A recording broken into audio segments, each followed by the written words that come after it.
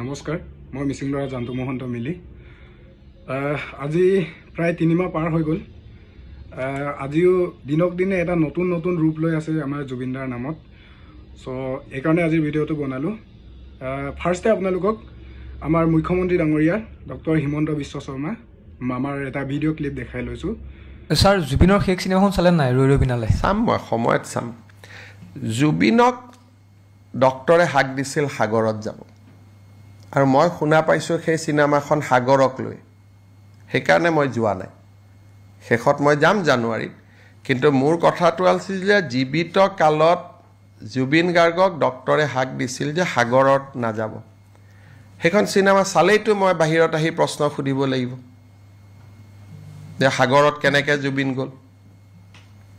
সেইকাৰণে মই বোলো লাষ্টত এদিন ধুনীয়াকৈ চাম কিন্তু সিনেমাখনৰ যদি আপোনালোকে দৃশ্যপট দেখে আগতে মই কথাটো কোৱা নাছিলো কাৰণ সিনেমাখন ভাল কৰি চলক বুলি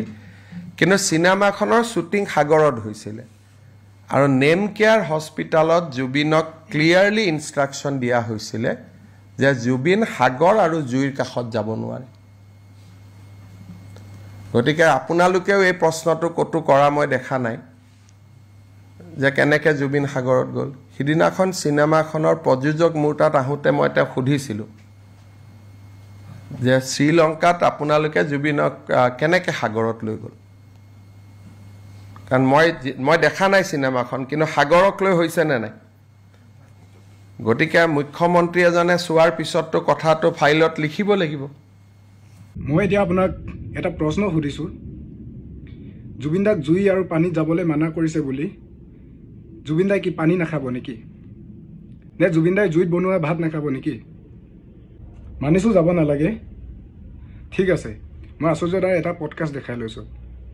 গোটেই শ্ৰীলংকান মানুহবোৰ আছিলে টেকনিচিয়ান শ্ৰীলংকান আছিলে শ্ৰীলংকাৰ মানুহ তাতে যোনখিনি ল'ৰা ছোৱালীয়ে চিঞৰ বাখৰ কৰি থাকে যে ইহঁতে শ্ৰীলংকান আৰ্টিষ্ট তাৰপিছত জুবিনদা যেতিয়া নামি যায় চবেই চিঞৰ বাখৰ কৰি দিয়ে